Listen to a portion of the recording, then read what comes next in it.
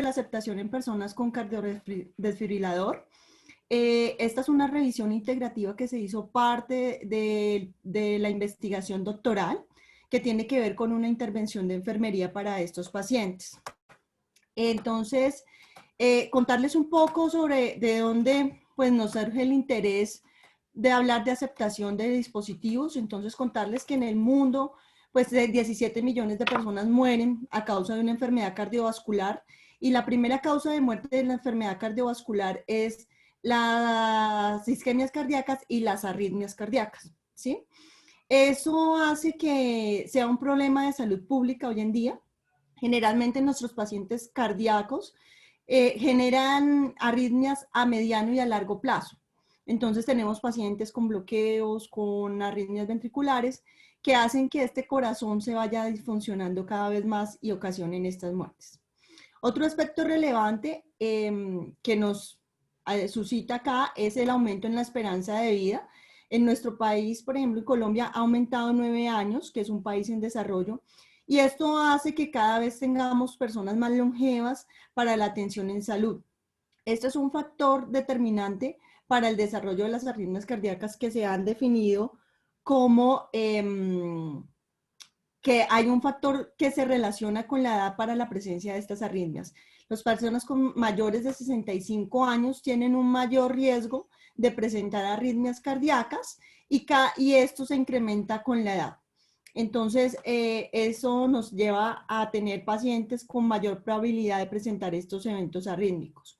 En Colombia, una de cada tres personas muere por una enfermedad cardiovascular. Y es una estadística importante porque la enfermedad cardiovascular en los últimos 30 años ha ocupado los primeros puestos de causas de morbimortalidad en nuestro país, lo que ha requerido que los entes gubernamentales trabajen sobre este aspecto. Otro aspecto importante que tenemos en la región de Latinoamérica y en nuestro país es las enfermedades tropicales, la enfermedad de Chagas, que hace una disfunción cardíaca severa y esta insuficiencia hace que el corazón no funcione adecuadamente y nos genere estas arritmias cardíacas o los episodios de muerte súbita cardíaca a través de esta disfunción cardíaca. Se estima que entre 6 y 7 millones de personas están infectadas en el mundo por esta enfermedad y que en Colombia actualmente tenemos una probabilidad de tener 16 millones de personas infectadas con enfermedad de Chagas. Entonces es una alta probabilidad que lleva a tener una atención por parte de los sistemas de salud para poder controlar e identificar, porque esta enfermedad no se puede curar, ¿sí? Ya el deterioro cardíaco se descubre en etapas tardías y el daño ya es irreversible y necesita de terapias cardíacas, dispositivos tecnológicos que le ayuden a mantener la función cardíaca de las personas infectadas. Entonces, estas personas con arritmias cardíacas y estas personas con enfermedad de Chagas, se ha creado una tecnología que lleva muchos años, nació primero con el marcapasos, y que hoy en día, gracias a ese desarrollo y avance tecnológico, pues hoy contamos con diversos dispositivos de los cuales hablaré más adelante, que le permiten tener un tratamiento y disminuir el riesgo de mortalidad en estos usuarios. Entre ellos se encuentra el desfibrilador automático implantable o cardiodesfibrilador, que reduce la mortalidad entre un 23 a un 55% de las personas que tienen estos episodios de muerte súbita. Le aumenta al paciente la longevidad entre 5 a 8 años, ¿cierto? Eso es un estimado, sin embargo, se ha visto que cada vez los pacientes pueden vivir con esta condición más años gracias a este tipo de dispositivos. Asimismo, se ha determinado que es un dispositivo costo efectivo a través de los años de vida saludables, el ABAC, que está considerado en nuestro país, Colombia, con una ABAC de menor de $50,000. Para nosotros decir que es un dispositivo costo efectivo que cumple con la función debe estar entre $100,000 máximo para poder determinar que es un dispositivo que vale la pena colocárselo a los usuarios porque sus beneficios se dan en términos de calidad de vida y en supervivencia. Entonces, digamos que esto nos ha permitido entender un poco la importancia de conocer este tipo de dispositivos, de poderlos manejar en contextos de ámbitos clínicos, porque cada vez su uso es más frecuente en nuestras instituciones y en el tratamiento de las personas con arritmias cardíacas graves. Entonces, acá para contarles un poco a quiénes o en qué condiciones nosotros colocamos este tipo de dispositivos a nivel intrahospitalario. Entonces, primero lo que debemos entender es que son en condiciones críticas de salud cardiovascular. Estos dispositivos se colocan en dos momentos, uno de prevención primaria y uno de prevención secundaria. La prevención primaria es aquellas personas que se encuentran en riesgo de desarrollar arritmias cardíacas graves, pero que no han desarrollado un episodio de muerte súbita. O sea, están en riesgo y lo que queremos evitar es que ellas presenten ese episodio de muerte súbita. Pueden ser personas con bloqueos auriculoventriculares de primero y segundo grado, pueden ser personas con arritmias auriculares rápidas, como la taquicardia supraventricular, como los flúteres auriculares, como la fibrilación auricular. Y ya en unos casos más extremos, en personas que tienen arritmias ventriculares malignas, como las taquicardias ventriculares o las extrasístoles polimorfas ventriculares. En este caso, digamos que estos pacientes con arritmias ventriculares malignas tienen la condición o la característica de que ellos sí han presentado un episodio de muerte súbita, y aquí se coloca el dispositivo como prevención secundaria. Quiere decir que lo que no queremos hacer, lo que no queremos evitar con la implantación del dispositivo es que el usuario no vuelva a presentar este episodio de muerte súbita, o que si lo presenta pueda tener una respuesta adecuada para evitar la mortalidad en este paciente. Entonces tenemos esos dos casos. También tenemos los casos de insuficiencia cardíaca en estadios muy avanzados de falla cardíaca. En estadios 4 de falla cardíaca utilizamos dispositivos de estimulación cardíaca, a veces cardiodesfibriladores, a veces resincronizadores. Y en eventos de enfermedad cardíaca isquémica, cuando se desarrollan las arritmias cardíacas, para la prevención precisamente de esta mortalidad, dada la necrosis y la isquemia que han tenido estos usuarios. Como podemos ver, son unas características muy específicas que ponen al usuario en condiciones entre vivir y morir. Son pacientes que han estado muy cercanamente a la muerte, y eso los lleva a tener un replanteamiento de muchas cosas, de muchos aspectos en su vida cotidiana. ¿Cuáles son los dispositivos o qué es un dispositivo de estimulación cardíaca? Un dispositivo de estimulación cardíaca es un dispositivo electrónico que es capaz de generar impulsos para tratar este tipo de situaciones. Y dependiendo del tipo de dispositivo, pues vamos a tener unas funciones específicas para cada una de las patologías. No es que a todos yo les coloque marcapasos, no es que a todos yo les ponga un cardiodesfibrilador, sino que cada condición cardíaca me va a llevar a tener una característica específica de estos dispositivos. Entonces, ¿qué dispositivos cardíacos encontramos en el mercado? Entonces, en el mercado encontramos los marcapasos unicamerales, bicamerales, que lo que aquí se usa principalmente es mantener un ritmo cardíaco constante. Generalmente, a quienes le colocamos los marcapasos son a las personas que tienen bloqueos auriculoventriculares completos, donde no hay una conducción eléctrica, y acá el dispositivo hace la estimulación para mantener ese ritmo cardíaco. En sentidos de términos de procedimiento, este es un procedimiento mínimamente invasivo, pero altamente riesgoso, porque estamos en cavidad cardíaca. Entonces, acá de pronto vemos el dispositivo, que es muy pequeño en realidad, cabe en la palma de la mano, pero acá tenemos estos cablecitos que van saliendo del dispositivo, que los conocemos como electrodos, que van conectados bien sea a la pared auricular o a la pared ventricular, dependiendo de lo que queramos estimular dentro del dispositivo. Este dispositivo queda a nivel subcutáneo, ¿cierto? Entramos por la subclavia para los electrodos, pero el dispositivo, ¿cierto? El generador o la pequeña computadora, como lo llamamos, queda a nivel subcutáneo en la piel, y entonces el paciente o la persona lo puede sentir cuando se baña, cuando lo tocan. Es fácilmente visible en personas delgadas, en personas un poco más robustas en su contextura corporal. Es un poco más complejo visibilizarlo a simple vista, pero sí se puede determinar cuando un paciente tiene este tipo de dispositivos. Entonces, el primer caso es los pacientes con marcapasos, son pacientes que vienen haciendo signos de bajo gasto cardíaco y que hay unas complicaciones para poder. Obviamente, antes de esto, pues se hace una valoración por electrofisiología para determinar si son candidatos o no. El otro grupo de dispositivos de estimulación cardíaca son los cardiodesfibriladores. Entonces, como su nombre lo indica, lo que hace el dispositivo es generar unas descargas de alta energía que funciona como un desfibrilador, así como los que tenemos en urgencias, cuando hacemos para el uso de paros cardiorrespiratorios, que es un desfibrilador externo. Este es un desfibrilador interno, o sea, le va a dar unas pequeñas cargas al corazón para poder volver a retornar el ritmo cardíaco. Entonces, esto nos va a permitir, yo les llamo es que es una sala de urgencias en el pecho, para que los pacientes lo puedan entender. Quiere decir que cuando él presente su episodio de muerte súbita, en vez de estar en la clínica que un personal le esté dando esas descargas, el mismo dispositivo lo detecta y lo hace. Los cardiodesfibriladores tienen la función también del marcapaso. Entonces, ellos son capaces también de dar ese ritmo cardíaco constante.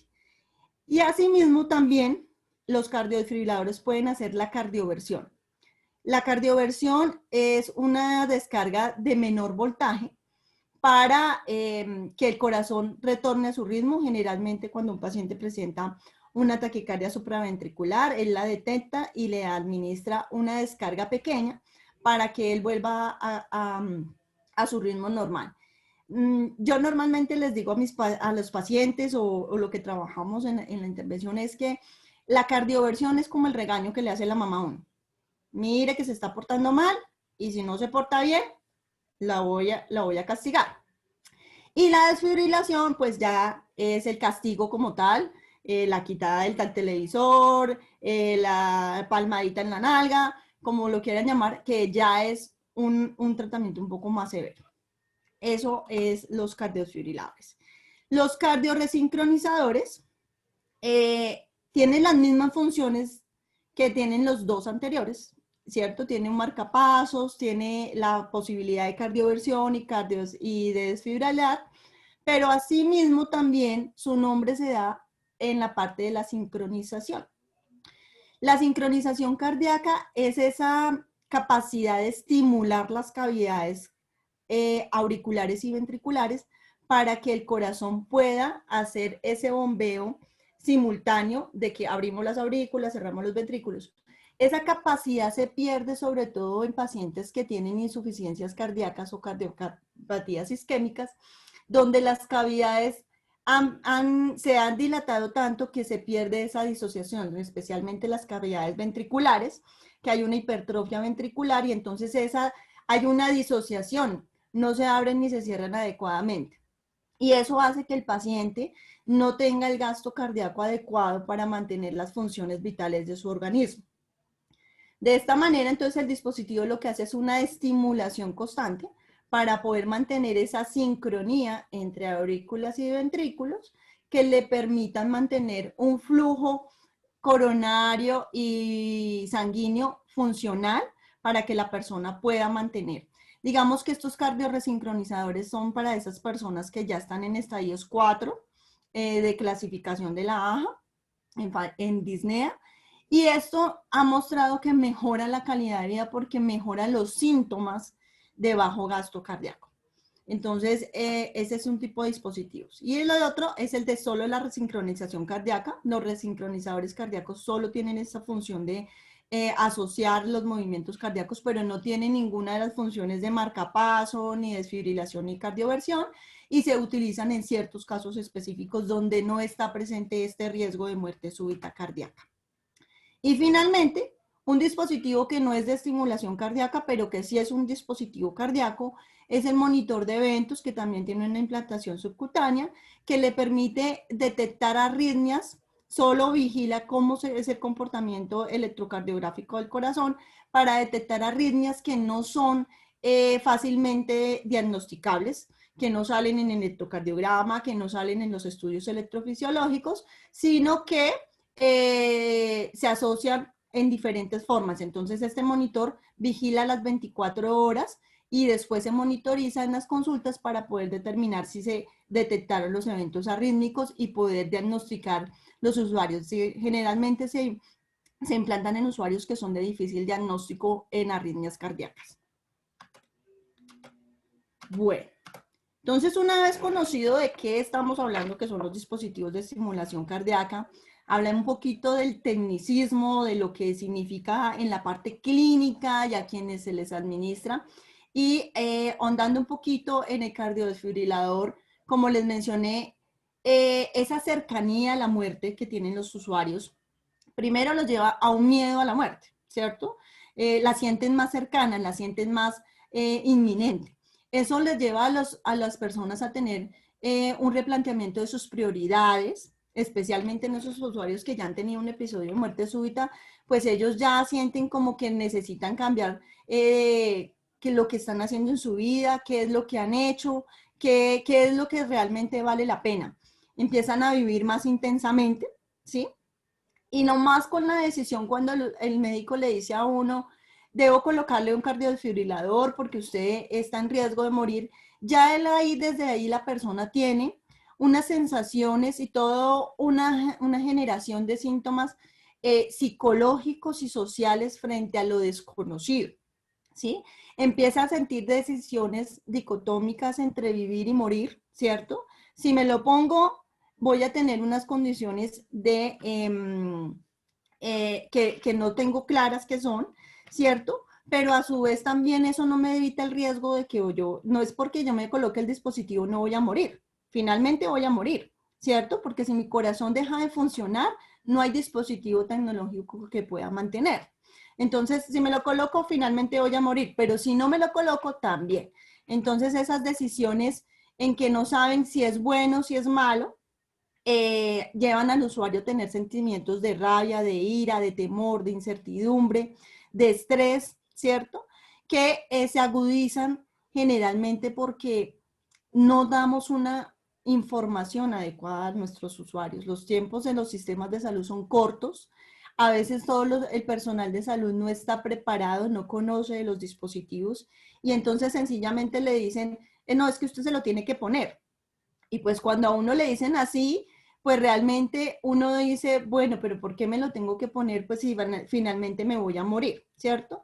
Entonces, eso lleva al paciente. La otra cuestión es esa dependencia a que yo vivo por un dispositivo. O sea, si yo no tengo el dispositivo, no voy a vivir. Entonces, esa dependencia tecnológica también hace que los usuarios sientan como todas esas sensaciones psicológicas que se han venido. Entonces, la literatura nos ha mostrado que los usuarios que van a ser implantados y que son implantados tienen unas necesidades únicas de cuidado a nivel físico. A nivel físico hay unas limitaciones propias de la implantación, en limitaciones del movimiento, en limitaciones de la actividad física, los cuidados de la herida, ¿cierto?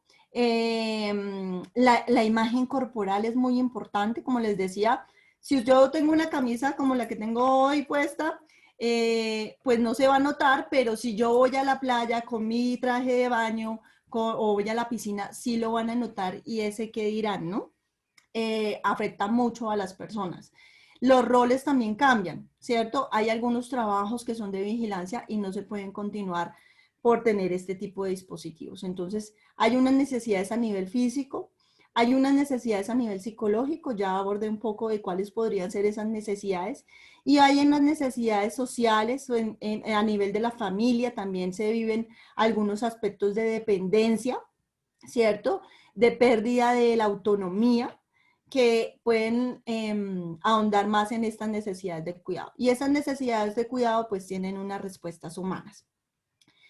Estas respuestas humanas están dadas por el personal de salud y lo que se busca es que podamos entender que esa aceptación del dispositivo en la vida cotidiana hace que la persona pueda considerar la terapia como exitosa. Se ha determinado que es un factor de criterio de éxito para llevar a la persona a un bienestar psicológico. Entonces, con todo ese contexto, nosotros nos hemos preguntado como cuestiones de investigación cómo se presenta la aceptación del dispositivo en las personas que son implantadas y qué factores pueden influir en la aceptación de las personas que son implantadas con el cardiodesfibrilador. Y nuestro objetivo pues fue describir la aceptación al dispositivo en personas con cardiodesfibrilador desde la evidencia de la literatura en los últimos 5 años. ¿Cómo lo desarrollamos? Lo desarrollamos como se ha planteado por los diferentes organismos como Joanna Bridge, como las revisiones Cochrane, como Prisma, para llevar a cabo las revisiones integrativas de la literatura. Nosotros desarrollamos las 4 fases. La primera fue una búsqueda de la literatura, la segunda una fase de criterios de selección, la tercera una evaluación de la calidad y la cuarta una síntesis. En la búsqueda de la literatura, nosotros hicimos una búsqueda en diferentes bases de datos en el 2017, especialmente 5 bases de datos a través del motor de búsqueda EBSCO, con el uso de ecuaciones de búsqueda a través de palabras clave que eran de temas de interés investigativo. De eso, pues en unos primeros resultados nos arrojaron 591 resultados, que una vez evaluado el título y la duplicidad, pues fueron rechazados 529, quedaron como artículos potenciales 62. Al leer el resumen, ¿cierto? De acuerdo a las temáticas definidas por los investigadores, quedaron rechazados 55 y finalmente se seleccionaron 7 artículos que cumplían con los criterios seleccionados para la revisión de la literatura. ¿Cuáles fueron estos criterios de selección que tuvimos para poder seleccionar estos artículos? Nos basamos en los criterios PICO, que son sugeridos por el Instituto de Joanna Bridge, que nos permiten determinar cuáles son esos artículos que vamos a seleccionar. No seleccionamos todas las palabras, nosotros solo utilizamos participantes, concepto y contexto para poder definir y seleccionar esos 7 artículos. Primero, los participantes eran que tenía que los artículos abordar personas con cardiodesfibriladores y que fueran mayores de 18 años con menos de un año de implantación. Ese era como el primer concepto porque la aceptación se da en un periodo corto. Entonces necesitábamos que tuvieran esa característica los artículos. Lo segundo, el concepto. El concepto, entonces, cómo nosotros estábamos viendo o cómo desde la literatura y nosotros como investigadores definíamos qué era la aceptación al dispositivo y qué elementos tenía que abordar el artículo para poder nosotros entender qué estaban hablando de la aceptación del dispositivo. Entonces acá, importante que la aceptación del dispositivo ha sido definida como el alojamiento psicológico y la comprensión de las ventajas y desventajas en la vida cotidiana y la obtención de beneficios en términos de funcionamiento biomédico, psicológico y social. Se refleja en cómo la persona puede integrar este proceso de la tecnología a la vida cotidiana. Y le permite a ellos tener un ajuste psicológico para poder entender ese funcionamiento biomédico en la vida. También definimos como concepto lo que es un desfibrilador automático. Ya les expliqué a ustedes un poco sobre esa definición, por eso no voy a ahondar acá. Pero es importante que esos 2 conceptos que eran como nuestros conceptos centrales para esta búsqueda de la literatura fueran definidos para tener claridad en cómo seleccionamos los artículos. El contexto, pues entonces nosotros estábamos mirando que no teníamos ninguna limitación frente a los contextos que abordaran los artículos, podían ser contextos ambulatorios, podían ser intrahospitalarios, hospicios, donde se diera el cuidado o como el direccionamiento de estos conceptos. En esos ambientes se tendrían en cuenta.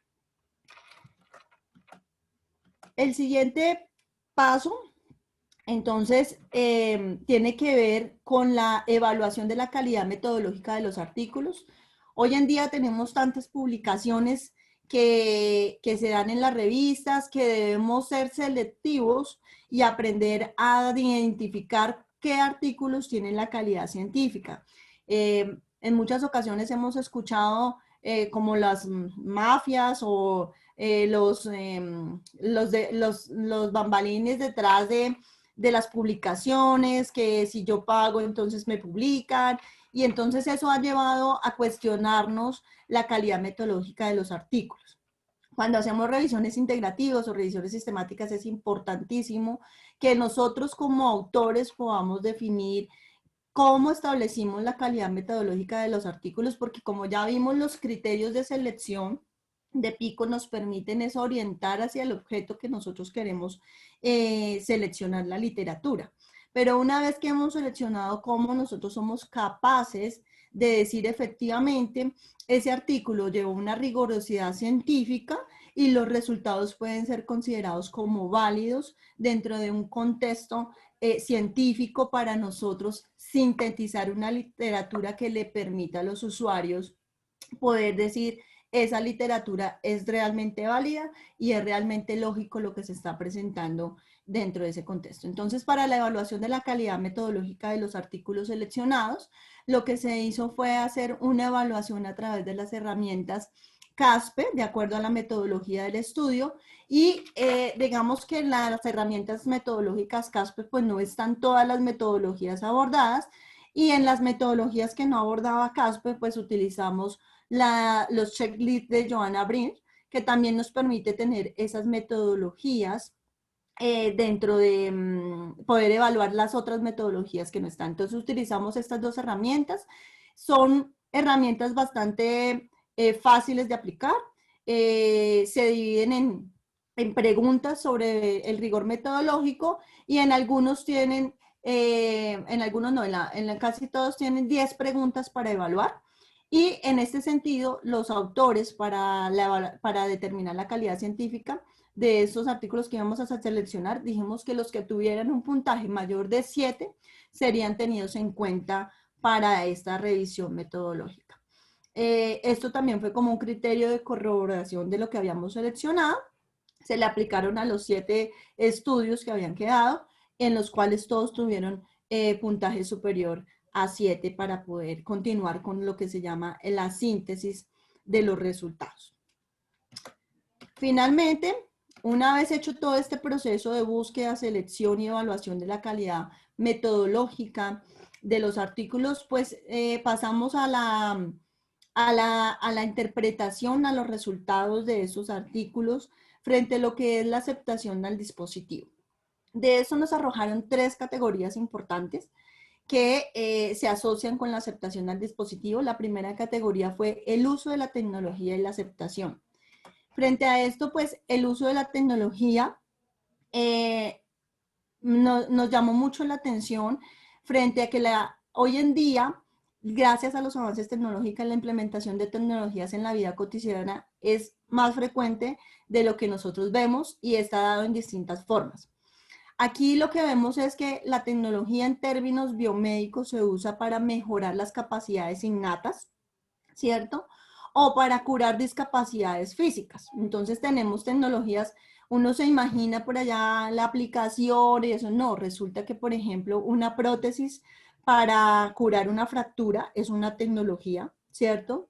Cuando utilizamos aditamientos para caminar, para la rehabilitación, para mantener las funciones, ¿cierto? En este caso, el dispositivo cardíaco hace parte de esto porque mantiene una funcionalidad física y es una forma de usar la tecnología, ¿cierto?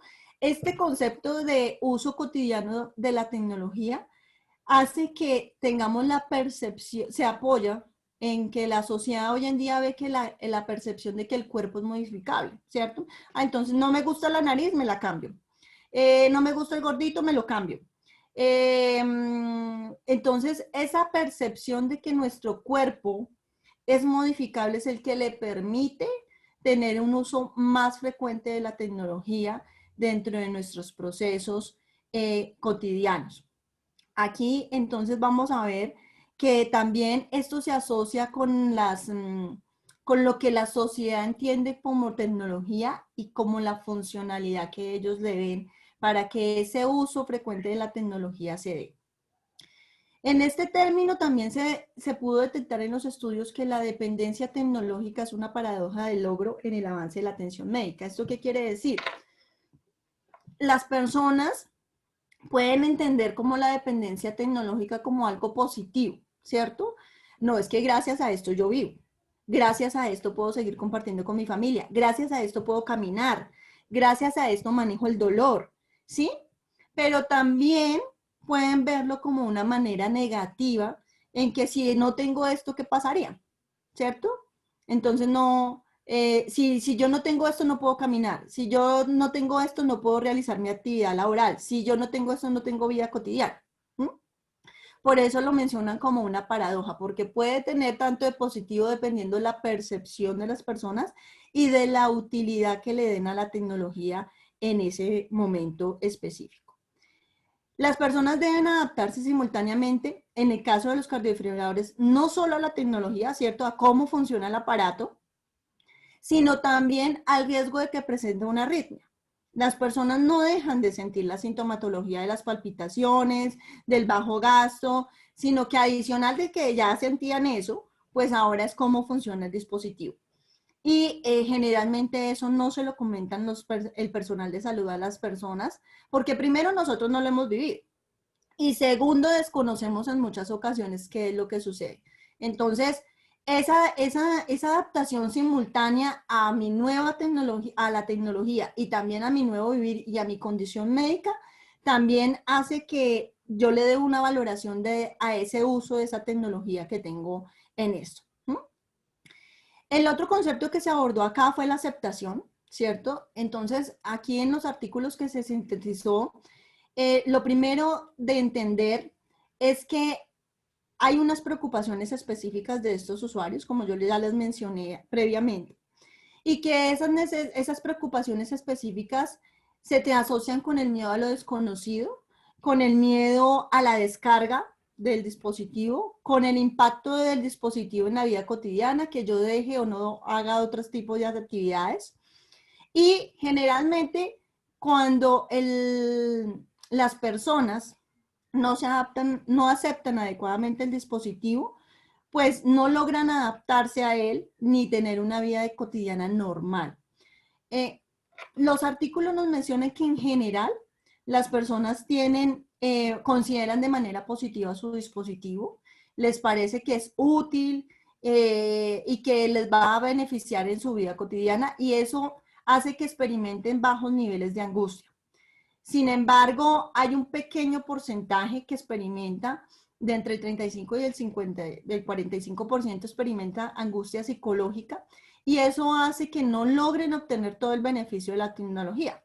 Entonces es cuando vemos una persona con un marcapaso pero acostado en la cama, porque no se mueve, porque yo ya estoy enfermo, yo no llegué a este aparato y resulta que el aparato no está para que la persona se quede otra vez en la cama, sino que por el contrario pueda volver a recuperar su vida y medianamente la normalidad para poder entender eso. Entonces acá encontramos que la aceptación al dispositivo es un elemento importante para lograr obtener el beneficio de la tecnología que se asocia con la angustia psicológica, ¿cierto?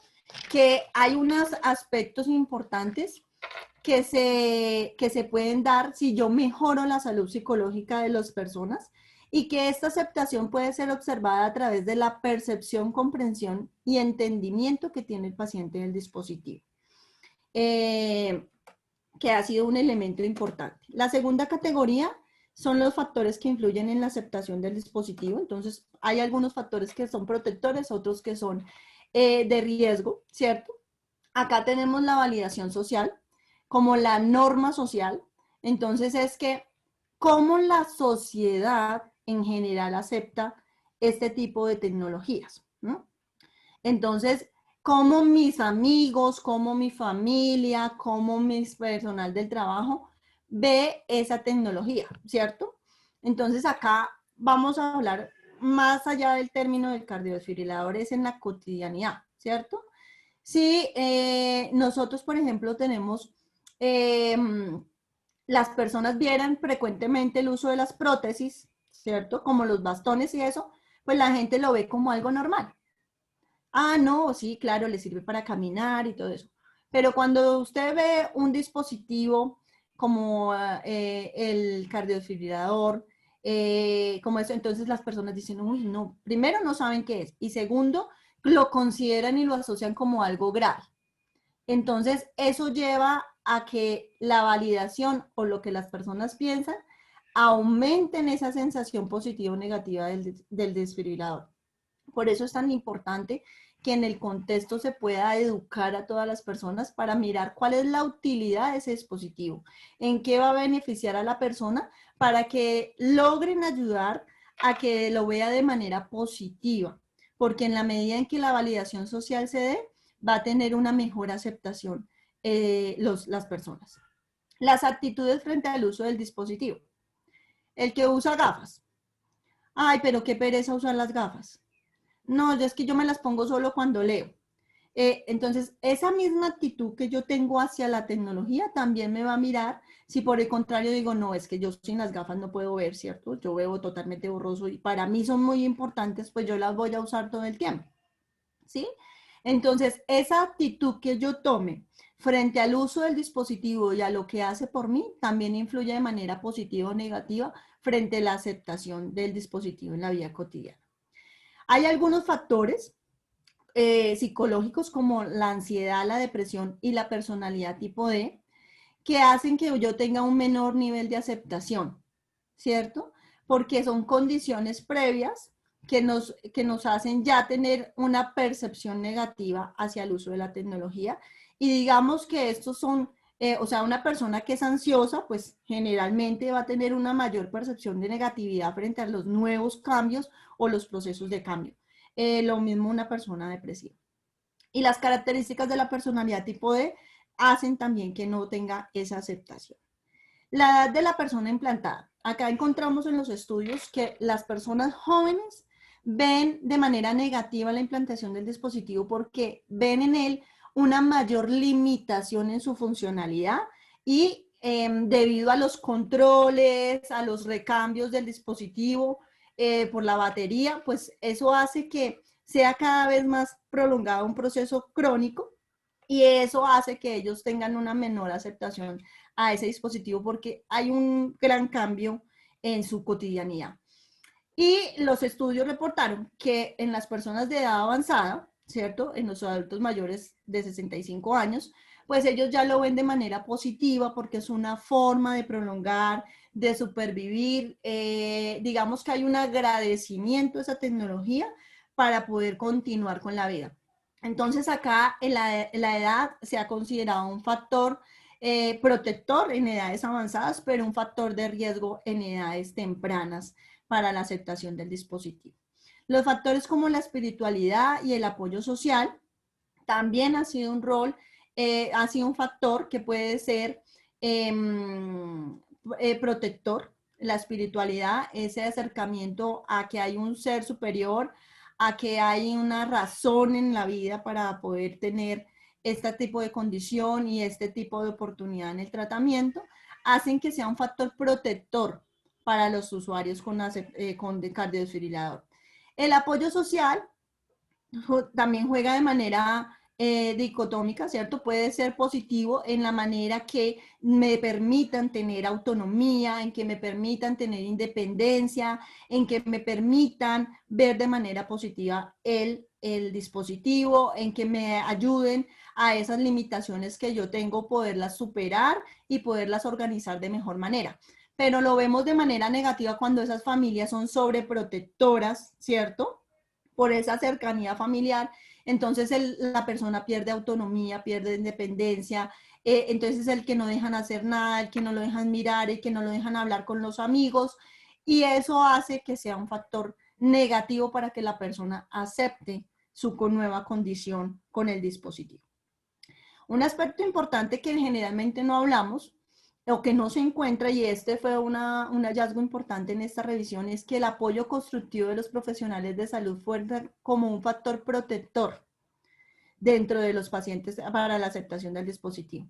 ¿Esto qué quiere decir? En la medida en que yo me intereso como profesional de la salud, en que él entienda el funcionamiento, en que él entienda la funcionalidad, en que yo le hable de lo positivo y no de lo negativo, ¿cierto? Desde la claridad de la información, le va a ayudar a que esa persona acepte mejor.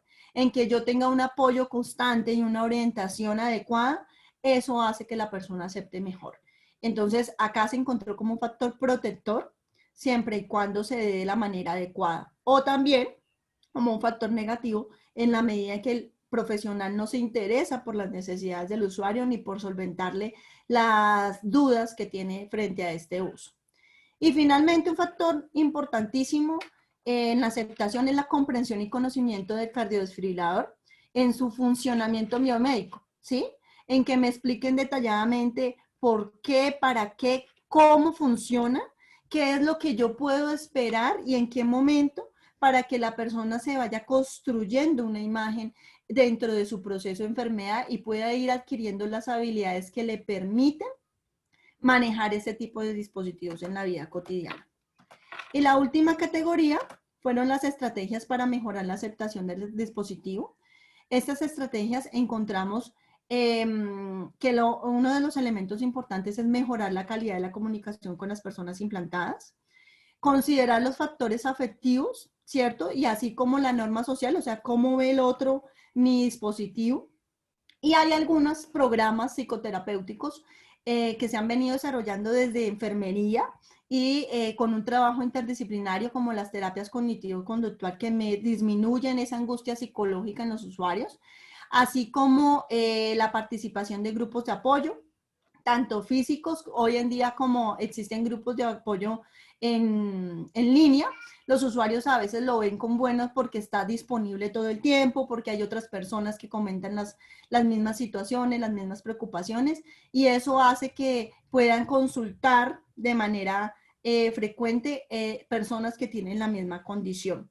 La práctica de ejercicio físico también es importante como estrategia para mejorar la aceptación en la medida que yo le explique cuándo puede realizar, qué tipo de ejercicios puede hacer y cómo lo puede realizar. Y finalmente, programas psicoeducativos estructurados que involucren varios de estos elementos, ¿cierto? El conocimiento, el ejercicio y la terapia cognitivo-conductual, que generalmente lo que buscan estos programas psicoeducativos, le ayudan a mejorar la aceptación al dispositivo de los usuarios. Como conclusiones, la aceptación en las personas implantadas es un criterio de éxito fundamental en la terapia de estimulación cardíaca para obtener todos los beneficios que esta ofrece. Y en general las personas implantadas con un cardiodesfibrilador consideran de forma positiva su dispositivo y experimentan niveles de aceptación altos. Los factores como la ansiedad, depresión, edad, espiritualidad, apoyo social y nivel del conocimiento pueden influir de manera positiva o negativa en los niveles de aceptación de las personas implantadas. ¿Cuáles fueron las limitaciones? Pues digamos que el tiempo corto establecido para la selección de los estudios, que respondía más a un interés académico para el proyecto doctoral, y aquí podríamos abordar algunas otras cosas, se podría replicar este tipo de revisiones para aumentar un poco el periodo de tiempo, y de igual forma para esta revisión se tuvieron las limitaciones contempladas en los propios estudios seleccionados, que tenían que ver con la predominancia de género masculino en los estudios, los pequeños tamaños de muestras y las limitaciones en la recolección de la información, dado que casi siempre los instrumentos utilizados eran de autoinforme y acudían a la memoria de los usuarios que eran encuestados. Agradecerles por su tiempo, espero que haya sido de utilidad para ustedes y quedo atenta a las preguntas que puedan surtir en este momento.